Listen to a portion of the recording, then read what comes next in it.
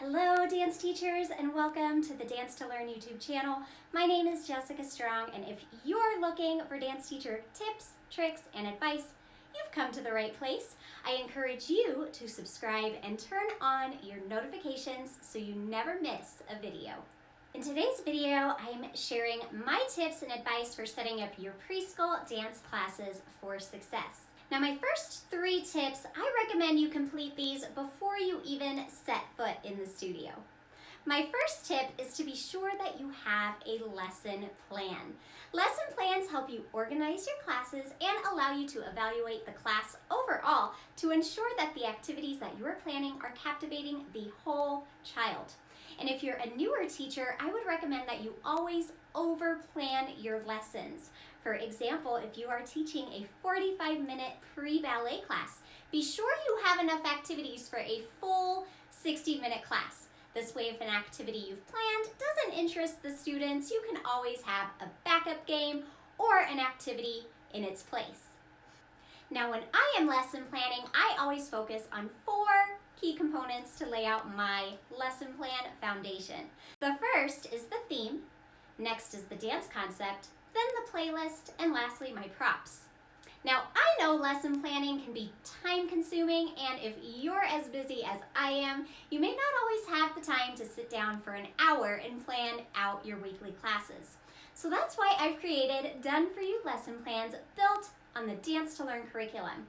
Now, I'm not going to talk too much about that today since that's not what today's video is about, but if you are looking for creative and educational preschool dance lesson plans, I've placed a link in the description box down below. The second step you should take before your classes is to create a playlist. What you don't want to have happen is get to your classes, get your students' attention, and then you have to take 15 to 30 seconds to find a song on your iPhone. If you aren't focused on your students, they will take that as liberty to lose focus and possibly even misbehave. So when I create my playlist, I use my iTunes app on my phone to arrange the songs in the order that I want them to play. And then I'm sure that I have them set to repeat because sometimes the activity that we're doing is longer than the song itself. Then when it's time for a new song, I just click forward in the playlist to the next song on the list. The third step that you should take to plan out your classes is to gather and organize the props that you want to use for the class. Now, I'm a mobile dance teacher and I have a lot of props, and if I were to take every prop with me to every class, it would probably take all of class time to find the props that I needed. So before class, I gather only the props that I need for that lesson, and I put the props in a bag or sometimes even a suitcase and take them with me so that they can be available quickly when I need them. So now let's talk about the steps that you can take upon arrival to your studio to ensure that your preschool classes are successful. The first step is to be sure that you plan out your travel to ensure that you are leaving with enough time to arrive at least 15 minutes early. I usually arrive to my classes about 30 minutes early to be sure that my room is ready.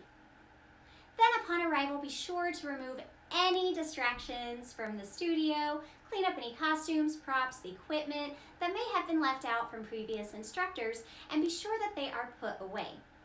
Also, be sure that your floors are clean. My dancers have been distracted by floor lint of all things, so take a couple minutes before class and sweep the floor before your students arrive. Now, there are some distractions that we can't remove from our studio space, one being the mirrors. And although the mirrors are an essential tool for dance education, they can be extremely distracting to our preschool dancers. And we can't just rip the mirrors off the wall for our preschool dance classes. But what we can do is arrange our students in class so we draw their focus away from the mirrors and towards ourselves, the teacher. So my next piece of advice is how to orientate your students in your studio space. So after your room is clean and distraction-free, be sure to set up spots for your students to stand or sit on within your studio space. You can use anything from tape, poly dots, or my personal favorite, these big foam shapes from the Dollar Tree. And I place the dancer spots in a circle, and I am sure that I place my teacher spot facing the mirror and all the other dancers with their backs to the mirror. This way they can see me and they can see each other and they won't be distracted by what they see in the mirror. Now, a circle also provides a sense of inclusion where all dancers feel connected to each other and the instructor. And providing your dancers with a visual cue on where to be in space is going to help them learn spatial awareness, which is a really important skill to have when learning how to dance. And if a dancer wanders off of their spot, all you need to do is direct them back to their big blue seashell. The next distraction in a dance studio space are the ballet bars. Now, if your studio space uses only portable bars, that's really easy. You can just move those off to the side or out of your dance studio space altogether. But if your bars are attached to the walls, that's a little bit trickier. But don't worry, I have a little transition trick that will help you limit the distractions from the ballet bars. And speaking of transitions, that's my next tip for you today. Be sure when lesson planning that you also plan out your transitions.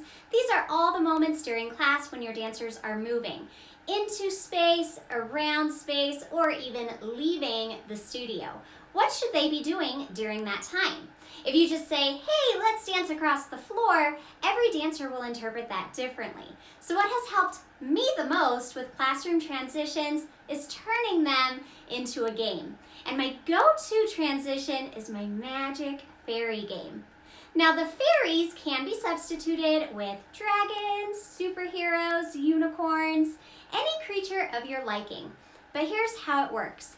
Dedicate a wall or space in your studio that is just a wall.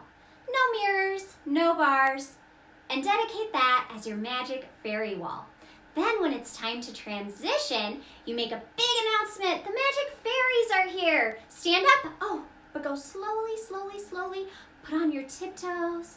Shh, be very quiet. Oh, don't go too fast. You'll scare them away. And then when they get to the magic fairy wall, they can reach up high, catch a magic fairy, and they keep their magic fairy safe by sitting crisscross applesauce with their fairy in their pocket. And then if a dancer moves off of the wall, hangs on the bar, or loses focus, you can just say, oh no, did we lose our magic fairies? We better stand up and catch some new ones. Other transitions that take place during class are also entering and exiting the studio. If you just let the dancers arrive without any instructions or expectations, you may find yourself in a chaotic scenario. So be sure that you consider what they should be doing when entering the classroom. Now my students love my Bibbidi Bobbidi Boo game. This is where I stand at the door with my magic wand and I ask, what color glass slippers do you want to wear today? Then I wave my magic wand and say Bibbidi Bobbidi Boo, and the dancers tiptoe walk to find a spot. Now for the boys in your classes, I changed the glass slippers to anti-gravity shoes and I'll say abracadabra. And now our dance class is over and it's time to go home. So for this time of class, be sure that you invest in a train whistle. Blow your train whistle and say, all aboard the dancer train. And as the dancers line up, the train marches out of the dance room and into the lobby. That's all I have for you today, dance teacher friends. But if you enjoyed today's video, please let me know by giving it a thumbs up. And let me know in the comments down below if there was a tip that I shared today that you will be implementing into your dance studio. Now before I leave today, it's time for a subscriber giveaway. Each video I put all of my YouTube subscribers into the Wheel of Names and I spin the wheel and one lucky winner wins a month of free Dance Educator membership. Now this membership gives you access to the Done For You lesson plans that I mentioned earlier on in today's video, as well as our digital downloads. Normally the Dance Educator membership is $49 a month, but one lucky subscriber wins a month free. So let's spin.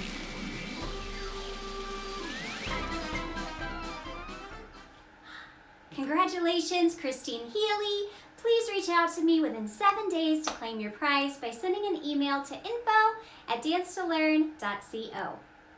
And if you would like to be entered into the Wheel of Names for your chance to win, be sure to click that red subscribe button before you go today And be sure that your YouTube channel is set to public. Thank you for joining me on another video here on the Dance to Learn YouTube channel. My name is Jessica Strong, and I hope you continue to dance, learn, and grow. Bye!